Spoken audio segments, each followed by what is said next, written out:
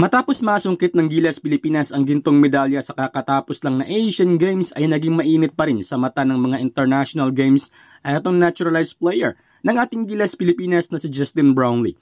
Matapos umano itong magpositibo sa kanyang drug test. Nakitaan umano si Brownlee ng substance na related sa isang cannabis na ipinagbabawal sa anti-doping agency. Kaya dahil dito ay nanganganib ngayon si Justin Brownlee na masuspended ng 2 taon para sa international na liga. Meron na lamang hanggang October 19 si Brownlee upang depensahan ang kanyang sarili. Well, nakahanda naman ang kampo ni Brownlee na depensahan ang kanilang kliyente at patunayang inosente ito sa paratang ng ITA sa kanya. Well, hindi pa naman talaga totally tapos ang investigasyon dahil meron pa naman tayong B sample. Dito malalaman kung gumagamit nga ba si Brownlee ng ipinagbabawal na substance. Well, ayon kay POC President Tolentino, na kung sakaling lumabas sa B-sample na gumagamit nga ba si Brownlee, ay may huling baraha pa naman si Brownlee para sa kanyang sarili. Ito ay ang medical na dokumento na nagpapatunay na aprobado ng Olympic Committee. Alam umano ng Olympic Committee na nag-take ng gamot si Brownlee dahil nagpapagaling ito sa kanyang injury. Nakuha ni Brownlee ang injury na ito noong tune-up games nila doon sa Europe. Well, dito tayo sa worst case scenario na kung sakaling mapagkasunduan ng international competition na isuspended si Brownlee, ay ang malaking katanungan para sa mga fans ay kung sino nga ba ang susunod na maging naturalized player ng ating Gilas Pilipinas. Well, aminado tayo na kailangan natin ng isang naturalized player na tulad ni Justin Brownlee, magaling at adapt na ang sistema ng mga Pinoy. Bukod pa dito ay may puso din na handang maglaro para sa Pilipinas at hindi humingi ng malaking sahod. Isa sana sa posibleng papalit kay Brownlee ay ang biglang tumunog na pangalan kamakailan na si Okonwo Onyeka. Ngunit mahirap ngang kunin ang serbisyo ni Onyeka dahil may kontrata na rin ito sa NBA. Bukod pa dito ay malaking adjustment ang gagawin kay Onyeka dahil kailangan pa nitong ma-adapt ang sistema ng Pilipinas. Sa willingness naman ay walang problema dahil dati nang gusto ni Onyeka na maglaro para sa ating Gilas Pilipinas. Dati na ito nagpahayag ng kanyang kagustuhan.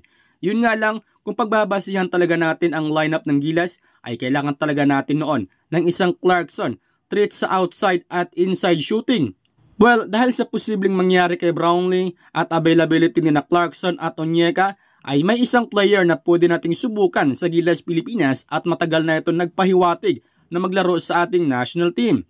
At bukod pa doon, ay alam na nito ang sistema ng basketball ng Pilipinas at hindi ito nagdemand ng malaking halaga.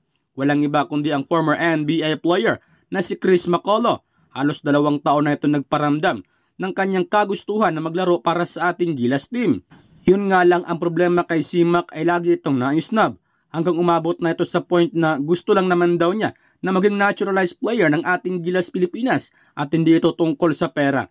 Meaning kahit magkano ang ibabayad sa kanya ay basta gusto lang niyang manalo at maging naturalized player ng ating Gilas Pilipinas ay masaya na siya dito. As of now, wala pang available na naturalized player ang ating Gilas Pilipinas. If ever na masuspended si Brownlee, si Kuwami naman ay busy rin sa kanyang karera doon sa Europe. Well, pwede naman nating subukan si Simak, di ba? Dahil kahit isang window lang ng FIBA, basta si Coach Tim Con lang ang maging head coach. Samantala, dahil sa nangyari kay Justin Brownlee, ay posibleng mabakante ang posisyon ng import para sa Barangay Ginebra. Ayon sa pamunuan ng Ginebra, ay hinintay na lang nila ang resulta ng B-sample ni Justin Brownlee. Ayon kay Al Francis Chua na hindi na umano sila mag-petition sa B-sample dahil pareho rin naman daw yon, ihi rin naman ni Brownlee ang e-test at wala rin namang pinagbago. Dagdag pa nito ay hihintayin na lang nila ang desisyon ng SBP. Ayon sa report na maaaring 2 taon ang ipataw na suspension kay Brownlee at posible itong hindi makapaglaro sa Olympic qualifying tournament ngayong July. If ever na mapatawan ng sanction ng SBP si Brownlee, ay may 3 matunog na pangalan bilang import ang Barangay Ginebra. Una dito ay etong si Volkman, sunod si Lester Prosper at si Chris McCullough. Lahat ng ito ay may experience na sa PBA. Kayong mga idol, if ever na masuspended si Brownlee, sino ang karapat-dapat na pansamantalang papalit dito bilang import ng Barangay Ginebra? Pag-usapan natin yan sa ating comment section. Very formidable lineup ng Ginebra. Alam nyo naman ho, di ba? From top to bottom, ang lakas po niyan. From first to second unit and maybe third unit ng Ginebra, ang lakas po niyan. No? Pero iba ho kasi yung naibibigay ng Justin Brownlee na glue guy ng kanilang team. Di ba tandaan ninyo na injure si Jeremiah Gray pero dumating naman si Maverick Ahanmisi, di ba? So ang lakas pa rin talaga ng lineup nito pong Barangay Ginebra, and all it will need for the Gin Kings to cope with the loss, possibility of the loss itong si Justin Brownlee, another good import. And I think this is a perfect time na rin for Ginebra to test the waters. Kasi sinabi nga ni Boss Dodo kanina, since 2016, si Justin Brownlee na ho ng si Justin Brownlee yung kanila pong import. And hindi naman ho forever, di ba, na may relasyon ng Ginebra at ito pong si Justin Brownlee in terms of yung pagiging reinforcement niya. So kung may time ho, no, kung meron hong binibigay yung Diyos sa Ginebra na humanap na kayo ng import, I think ito na po yon.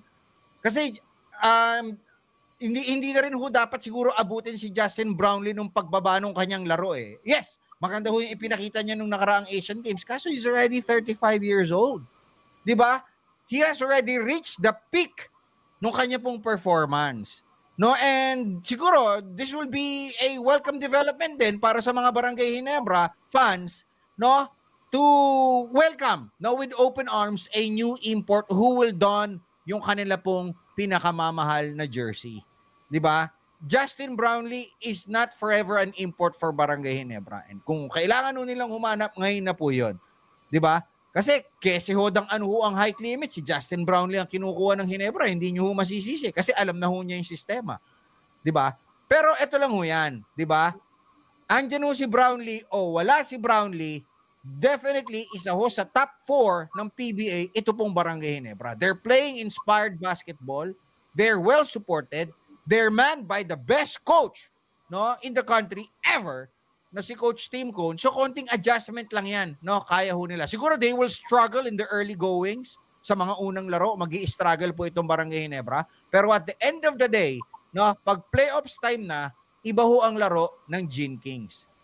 'Di ba? Andiyan pa rin ho yung Scottie Thompson, 'di ba? Siya ho ang nag-break doon sa string of MVP conquest, ito po si Junmar Fajardo. And another thing na isang aabangan natin dito is how a renewed Junmar Fajardo will go toe-to-toe against Scottie Thompson and other PBA stars, kahit katulad doon ito mga bagong salta na to, in winning yun pong MVP trophy. 'Di ba? Magkakana po sila ngayon kasi kaya naman marami nagsasabi kaya nakalusot si Scottie dahil nga na-injure si Junmar that time, bumaba ng konti yung laro. Eto, magsasabong sila for that. No, yung San Miguel naman po, yes, contender po sila. Malakas po yung lineup nila, pero aging na rin po yung kanilang backcourt. So I won't be surprised if